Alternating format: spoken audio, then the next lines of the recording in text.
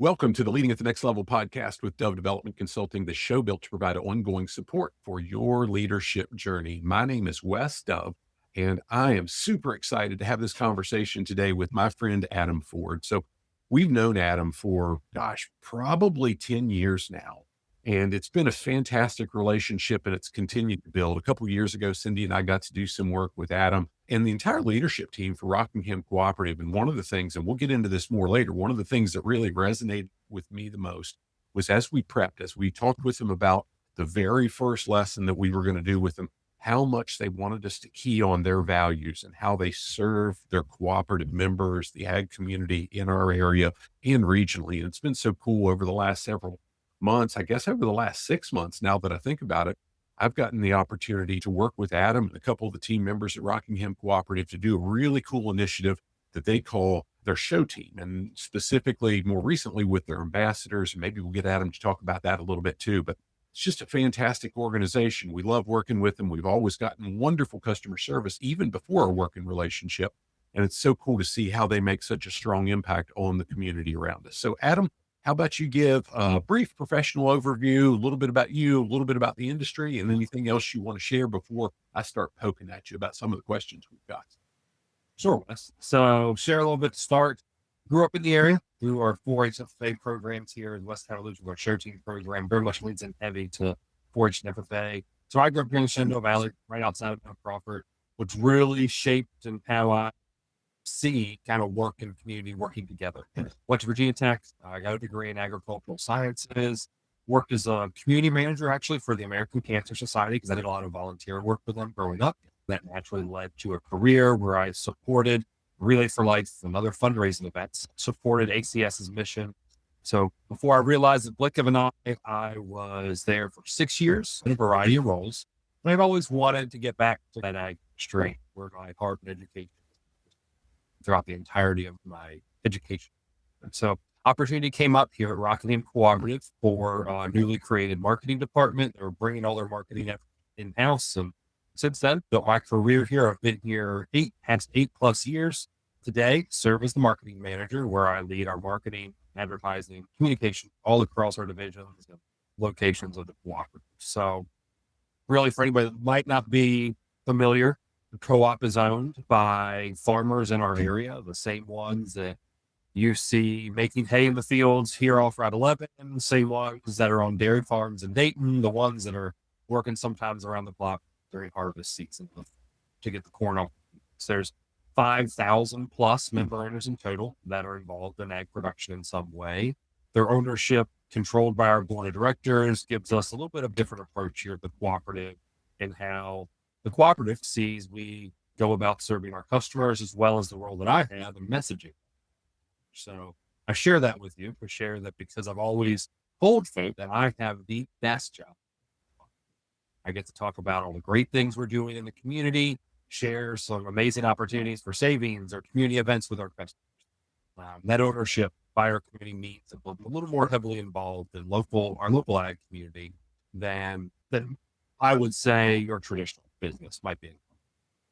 I've worked with a lot of amazing projects during my time, including leading our 100th anniversary, got to publish a book on the cooperative's history and the communities we serve, as well as leading efforts for the 4-H.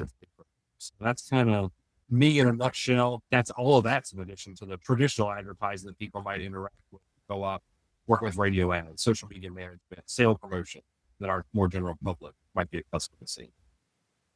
Yeah, Adam, you do a bang up job. And one of the things that I've always been impressed with is how you've got to coordinate with so many different folks, the store managers, the executive teams, there's so many different people within the co-op, and you've got to get results through that. So it really takes me to the first question that I've got for you. And it ties back to my book that came out in 2025. And that's the idea of leading with clear purpose. So for you, you have a lot of responsibility and you've got to really dig into the idea of leadership. But the way I understand the organizational structure, you've got to do it not through the authority you carry with your title, but through the influence that you earn with your teammates, the folks that your peers that you work with on a daily basis. Talk about what that purpose has been that's driven you to really do that, but also how that purpose, you mentioned moving from the American Cancer Society into this role back in the ag field. what that purpose really has been that's driven you to do so much of the things, and even in with the youth programs that you're involved with. Yeah. So I would say my purpose, what I felt like has been caused me to wake up and go get a bit more, really centers around the ag industry that I've gained so much from. That's what drew me to working with Rockingham.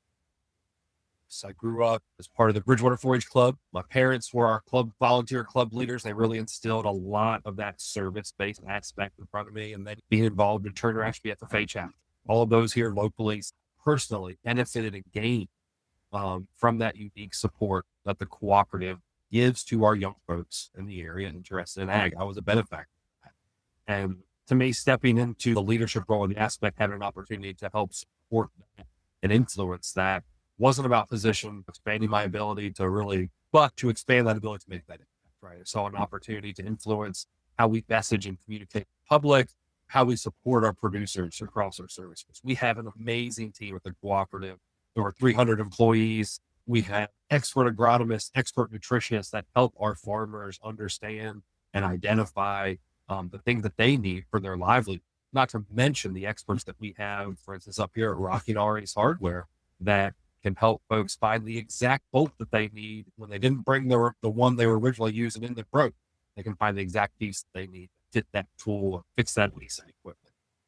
Each having the ability to help tell their story, I think, is something I really leaned into and gotten really excited about.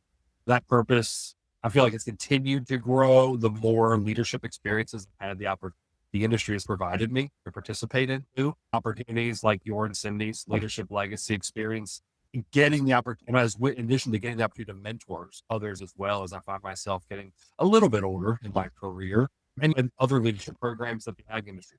All of those, I feel like, have reinforce that overall purpose of supporting that next generation.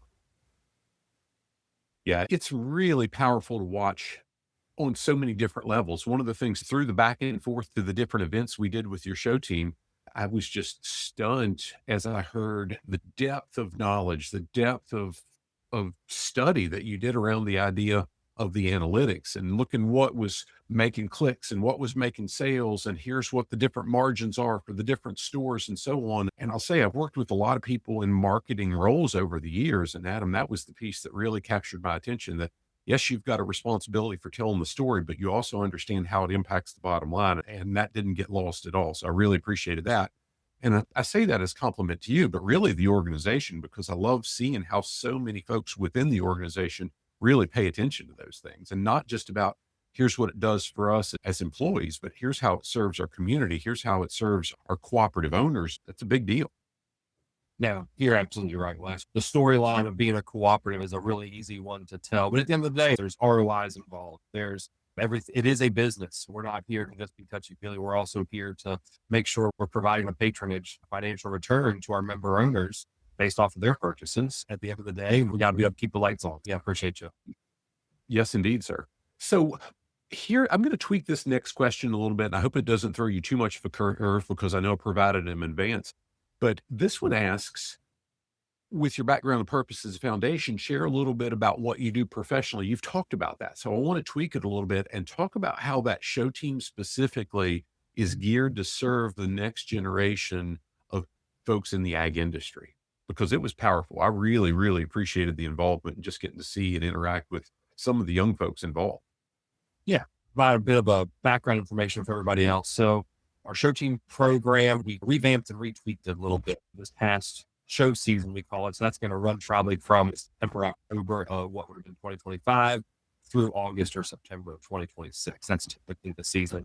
We wanted to provide a more than just our traditional support that the cooperative gives year in and year out. Majority of that is financial based because we understand we're investing in the next cycle of our member owners by encouraging their support in the ag industry and production agriculture. And so we wanted to provide a more inclusive opportunity to help build community around showing livestock. There is already a great sense of community that's built. The exhibitors are helping each other in and out of the show ring, providing advice on, hey, here's a more efficient way to clip your cattle. If you're trying to get your lamb to brace just right, here's a great practice tool that you can And we know that we are one of the businesses or one of the organizations that helps to interact and support the youth that are a part of our show team. And we wanted to provide a little more structure around that and help create that sense of community. So this past year, we created a Facebook group that anybody's able to join that's interested in showing livestock, where there's a lot of great candid conversations on there around animals that might be for sale for people to use for the upcoming show season. Or there's also an opportunity for us to share educational videos that we can share from our vendors, some that our ambassadors, which I'm sure I'll touch on here in a little bit, are going to be sharing throughout this upcoming year. But then also it's an opportunity for us to make sure that we are instilling some lessons that go beyond the show, so to speak, right? We're also sharing details around how do you give information about how do you give a sales pitch to a potential buyer of your livestock? Some really hands-on, amazing opportunities that kids otherwise may not get in a structured, safe environment, but they're tools that are going to last the whole time. Yeah, I've even got, if you're watching this, inside our community, inside our Leading at the Next Level community. So one of the things I didn't mention, and I'll go back on this, is Adam and the Rockingham Cooperative team are, I believe, leadership lunch partners for upcoming 2026 Leadership Legacy Experience. So it's in the Leadership Legacy channel if you're watching. But if you're over on our podcast, get in the stinking community with us so you can have some video access, because that's the only place. Now, what I'm going to do is share the show team sticker that I have on my desk. And I'll say, Adam, that you guys inviting me to come along with that was one of the coolest things that I've ever gotten to do, because it was something near and dear to my heart. I wish I would have learned what I know now when I was in that 12 to 18. Now, we even had some younger folks there, and it was heartwarming to be able to do that, because I think it ranged from maybe 6 or 7 or 8 on up through seniors in high school in the show team events.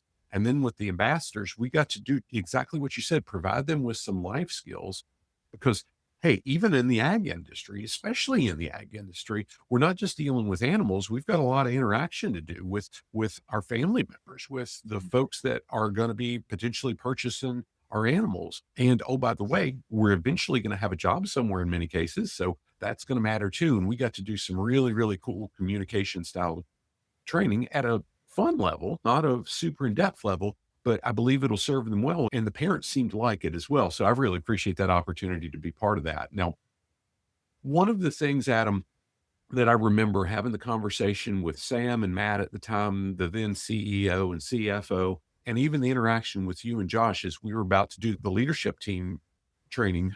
Gosh, it's maybe been 2 years ago, maybe more than that. I don't remember, was the values. So what I want to really tee up on the theme of the Leadership Legacy Experience this year is based around my newest book, The Values Advantage. Talk about what one of your core values is and how you really work to model that daily so that everybody that you interact with, whether it's a cooperative member, some redneck that's only coming in like me, that's just coming in to buy ivermectin because we don't trust the government. That's me. Talk about how you work to model those values on a consistent basis. Yeah. So one of the core values that I try to model, focus on is authenticity, right? I think it's especially important in agriculture too, because number one, we're dealing with people's lives, right? Our customers and owners of the business trust us supplying the feed that the livestock need to survive, grow, right? The seeds that they're putting in the ground each spring that they need to harvest in the fall to get to sell or use on their own operation. That's directly going to impact their bottom line. And that trust isn't taken lightly, and our producers are extremely knowledgeable of their farms and businesses, right? So anything but authenticity in our messaging would be called out very quickly. So I by no means am an expert in everything the cooperative does, right? We have a feed division, we have an agronomy division, we sell sporting goods, firearms, we have an archery counter, we have hardware, which runs an entire separate list of parts, right? So there's no way that I am a expert or can be authentic in a lot of those, but I appreciate the fact that we do have all those available at the cooperative, and we take great pride in finding people that are true and authentic to their area of expertise, right? So that, and to me, that's how we connect with our communities so well, is by having people that understand what they're great at, what they're not, and being authentic about how they need to be the best that they can, right? It's being consistent, being honest, making sure people feel seen and heard from our leadership perspective, working with the rest of our employees. And Wes, like you shared a little bit too, I don't have any in present direct report. So a lot of what my leadership approach happens to work through, I have to work through it. And I lean heavily on authenticity. So I'm going to sing the same tune, so to speak, regardless who I'm conversing, whether it's a store manager at an Ace Hardware store or a cashier that might be checking me out when I'm having that customer hat on. We need to be having the same approach to everybody we're interacting with. I have, thankfully, right? That's kind of what drew me to Rockingham Cooperative to work with for as long as I have, has been that fact that those values really align. Yeah, I love the authenticity message. I'm going to come back to what you said about getting results through people that don't report to you. But with the authenticity and dealing with people's livelihoods, that's so critical. That was a conversation Cindy and I had with a group in the oil and gas industry just a week ago. Our topic was really centered around mergers and acquisitions and the impact it has on people's lives. And the reality is we can't control everything, but we've got to be 100% authentic in what we can control. And our message to them was, guys, you take a whole lot of responsibility when you accept that leadership title, and you better take care of people because you're messing with their livelihoods if you're not. And that's powerful. Now, Adam, I believe one of the purest forms, and it speaks back to authenticity of leadership, is not getting results through people that you can crack the whip for. It's getting results through the people that you work beside as peers and don't have the authority. So again, that really ties back to, I love that you picked that for the one that you wanted to speak about, because that authenticity matters. Now, you've done this a little bit, but maybe expand on how, as you took the position with the co-op, how you saw the organization's values in direct alignment with your own, because more than 8 years now, that's not small potatoes. That's pretty solid in the career. That doesn't happen all that much. Yeah. So thinking about this, what drew me to the cooperative was, and what's kept me, right, is that alignment around service, community, that long-term impact. Shared that before that I've gotten to touch on the cooperative's 100th anniversary celebration, 100-plus-year-old cooperative. That's built on relationships, not just transactions, right? Stood the test of time by being there for what our customers and the community has needed. So I'm actually have a mission statement signed directly in front of me behind the camera here. So I'm going to read our mission statement that you can find at every cooperative location. Every member of our senior has it on in their office. Our board members discuss it at length whenever they're making strategic decisions. So it's something we focus on regularly. So as a farmer-owned cooperative, we serve as a resource to exceed our customers' expectations by providing goods and services which enable us to invest in our valued employees, facilities, and that is something that my first boss here at the cooperative really hit home hard. Said, hey, you need to make sure that you know this. This is something that we focus on strategically, pretty much every decision we make.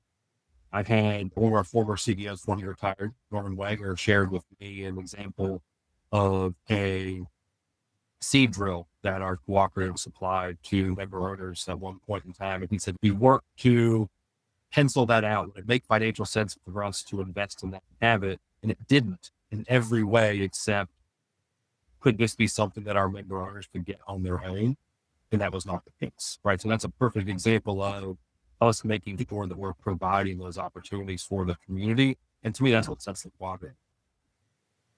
What a cool example with that. And here's what, and that again goes back to leadership. When I talk about servant leadership, I often challenge people with the idea of don't do things for people that they can and should do from themselves. A lot of times I hear people say, well, I'm not going to ask somebody to do something that I wouldn't do.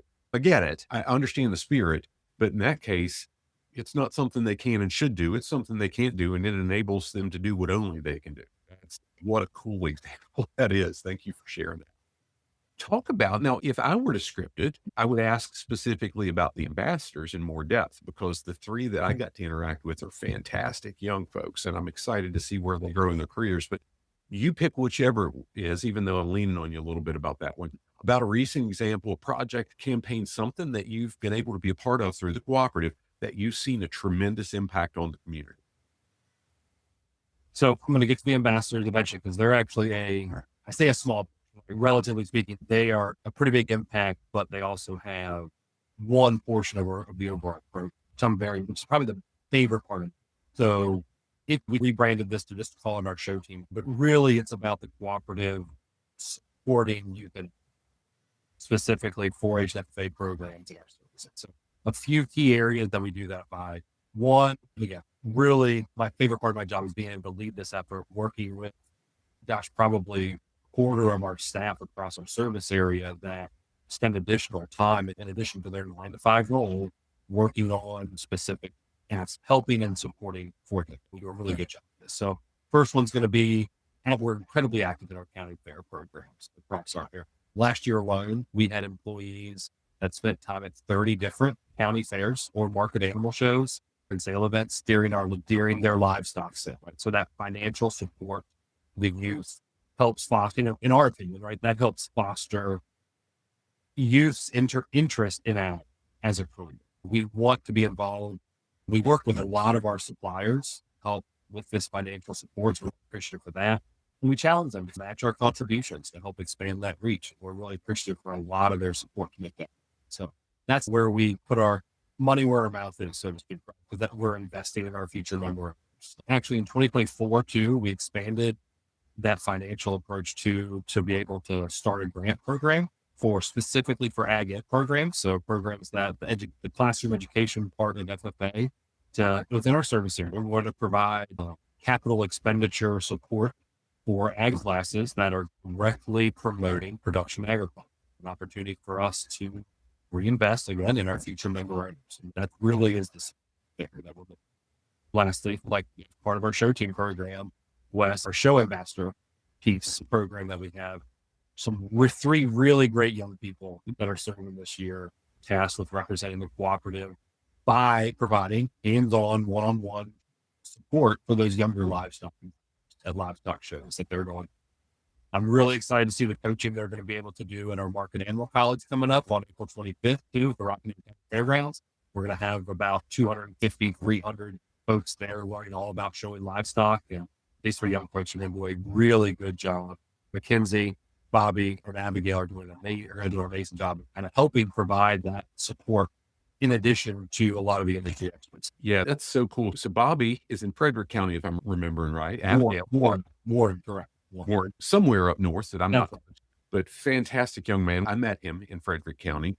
And Mackenzie, gosh, she is not close to here. She still touches the Strasburg and the Timberville stores, right? But she's in West. Yeah, Mackenzie's from Hampshire County over in West Virginia, which is also part of our service center. We're not just Virginia exclusive. So yeah, pleased to have her on board. She has an excellent background.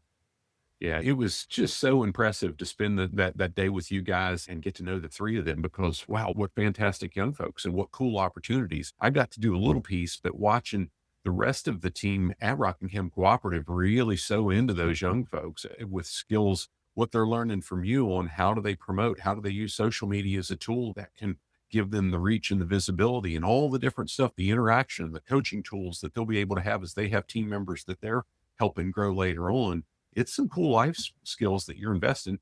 And the reality is, one of the things that I've noticed through this isn't a moneymaker for the cooperative. This is an investment that you're making in the kids, and it's a big deal. That's right. And like you said, Wes, it's an investment. Selfishly, right? We want to be in business for another 100 years. So we're making that long-term investment in our future member owners. Third, also I'll share too, Abby Floyd, our third show ambassador. She's from right here in Rockingham County. Does a really exceptional job showing her market lambs and goats that she has, and also has a lot of knowledge to share. So we have a great team, I should say, that are really on board to help support all of our exhibitors across our service. Very cool. So talk about how those core values that are so near and dear to you and the cooperative, how they've really been what's driven you individually and as an organization to put time into, money into, energy into your leadership growth for you personally, but as well as for the leaders across the team. Yes, I'm sure many others would agree with me. Personally, I think I find it very difficult to carve out that time that's needed for that structured, personal, professional. That's life, work, with so much in front of us. We thought, me and my wife thought that having 2 dogs was hard. Our 2-year-old Presley creates a lot of demands on our time. So it's easy to put on the back burner and say, you know what, I'm going to do that tomorrow. I've decided I have to put structured time on the professional development on my calendar and really hold myself to it. Again, it's so easy to say, hey, you know what, I'm going to do that tomorrow. Let's just keep getting put off. So you have to make it a priority, whether it's formal development opportunities like the programs you and Cindy offer with development consulting, or I find that also surrounding myself with people who challenge me to think different. The growth really only comes from challenges, the investment. Been really appreciative of the support that Rockingham Cooperative has made me over the last 8 years to be able to participate in a lot of these leadership programs. I find that some of the most impactful ones have helped me have some of the, I guess, most tangible returns, or have been, shameless plug for you. I'll write the Leadership Legacy Experience, and before that, the Live the Lead programs, because it's a lot of information over a short period of time, but it forces you to focus in the moment. You and Cindy do an exceptional job creating that environment of learning and self-reflection. I compare it a bit to time spent in spiritual reflection or physical activity. Sometimes it's hard to carve out those moments, but you always feel better afterwards. I'm extremely glad you invested that. I appreciate that very much, you saying it that way. We work extremely hard to provide an event that has content, but just as importantly, has other great people in the mix. So those relationships are there. So it sharpens the saw, so to speak, and really stretches us to make sure that we're there. Transparently, Adam, it's our career. It's what we do. But what drives us the most, back to what you said, is I know people are counting on us. So I know I need to show up, and that means I've got to prepare even when I don't have time to. Your role is very similar. People are counting on you. That authenticity comes again when it means the member owners need a return on investment. Then by golly, you're showing up and you're preparing, you're sharpening that saw, even when there's a 2-year-old Presley in the mix and the dogs, all the different things that you and Kelly do. We can't not do it. What a fantastic answer. Thank you for that. No, you and I have gotten to spend a pretty fair amount of time together over the last several months. I've got to think out loud as you've driven. I was Miss Daisy. You had me ride in the back seat. I'm just kidding. That wasn't how it worked. Couldn't fit in the back seat. The car was too full. I'd have had to ride on the roof rack, and it was too cold a couple of those days to ride on the roof rack. But you've got a little bit of a behind the scenes look at the idea of the values advantage that's going to serve as the theme for this year's Leadership Legacy event. How did we identify our values? How do we model our values intentionally? And how do we make sure that those values get displayed for the communities we serve? Talk to me a little bit about, based on the limited amount you know already, what you believe an organization can expect to gain when they not only learn it, but they take action and apply, put that values advantage framework in place in their organizations. What should they expect to see? Well, I think it's relatively simple for us to understand values conception, right? I think a lot of times people struggle to apply them consistently when we're in the heat of the moment. I really see that framework and this opportunity as a way to put those practices as a tool and actually use them. It's an opportunity to reflect, use them in that decision-making, communication, and leadership roles that people are going to be in. And it's only going to help create that clarity and alignment that they need, not just as individuals, but also across entire teams, with the information that they can take from those and put it. Yeah, I'll go back to that mergers and acquisitions thing. So as we talked with that group, I know statistically, the Bureau of Labor Statistics for years has said the national average of turnover, voluntary turnover across industries is 23.4%, just under 25. And with mergers and acquisitions, I did this study as we were leading into the event that we did in Texas a few weeks ago. And I saw that the year after a merger or acquisition, that turnover goes between 33% and 47%. So up to half of an organization leaves the year after an acquisition or a merger. I share that to say the case study for the values advantage was an organization that Cindy and I've had the privilege of working closely with over the last 5 years. And they had 5% total over the course of 24 months after their acquisition. And that included planned retirements. It was absolutely fantastic. And oh, by the way, the revenue grew 50% over that 24 months as well. So the way I've watched Rockingham Cooperative model those values, I know that's not an acquisition base because the cooperative model and so on and so forth. But the reality is, my guess is turnover is pretty stinking low. Customer satisfaction is pretty stinking high because I see that those values embedded so much into the way every team member I've interacted with has really modeled it daily. No, appreciate you sharing that, Wes. Absolutely. Yeah. Yeah. So, the last question, I'm going to frame it a little bit, and then I'm going to ask an unscripted one. I always say, and I'll talk about what folks can find in the show notes and so on. So I give you a little bit of time to think, but I need it to be a little bit spontaneous. Now, the last formal question is what advice, and you've touched on this a little bit, but for young professionals, they're looking to advance their careers. They're looking to grow into leadership roles, not positions of authority, but really lead and make a positive impact on folks. What advice are you giving? So I really find it hard to answer this, right? Because I see myself as a young professional, although now I realize sitting here, right, mid-30s, no longer in my 20s, like I was when I started working here at the co-op or fresh out of college. So I still feel like I'm still relatively young even in my career. But one thing that I wish I had done early was to identify a mentor or two to have those structured, consistent conversations. I still struggle, mainly the sheer thought that other people are wanting to give up time to help me think through my career, want to help me listen to me word vomit and then decipher that back. So I don't have those conversations nearly as much as I should. So I need to take my own advice, but right, but I get the opportunity to pick those individuals' brains. I've always come out. I think it's also probably the D in me too that wants to overstructure these conversations, have an agenda, but I found that the best moments and reflections have come from those candid conversations over lunch versus the specific topics that I might have come up. Another recommendation would be to identify where, something I like to do is identify where you could add to everything you do in life, right? So that's an opportunity are going to come. So I focus on setting myself and others as much as I can up for success in the future when you set priorities. What can I think to myself? What can I get done now that's going to save us time and effort in the future? Those are the two. I love both of those more than I can explain. The mentor thing, I don't even know if I've even shared this with you. I've got a manuscript done for a book that'll come out in 2027 that'll be called Leveraging Leadership Growth, Strength Through Great Professional Relationships. And it's really around the idea of, Adam, you know me well enough to know that this is a true statement. I'm a dumb hillbilly at best, but I've had some amazing people that have mentored me and have opened up some really cool doors that I never would have had otherwise. And to me, it puts a heavy obligation on if somebody says, hey, Wes, got a couple minutes, I can get some ideas, run some ideas by you. The answer is if there's a way I can squeeze it in, yes. And if there's not a way I can squeeze it in now, we need to get a time on the calendar because I've got that obligation to pay it for. So mentorship is powerful.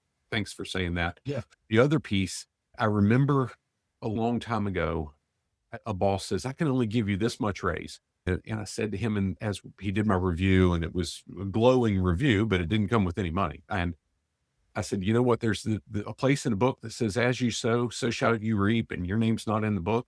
And I love the idea of just look for ways you can add value. And the reality is it's going to come back somewhere, somehow from someone.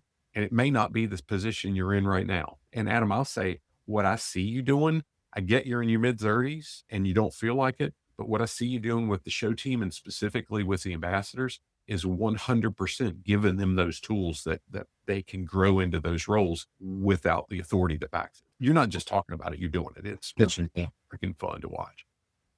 I'll tee up the last question. That'll run through some of the show notes where people can connect with you, learn more about the co-op and so on. So the last question is, what have I not asked you that I should be? And you really want to make sure anybody catching this, whether it's the video version through the community, the podcast audio that goes out all over the place, or even in the digital game plan that accompanies the 2026 Leadership Legacy Experience. Now, as you think through that, I'll talk about show notes.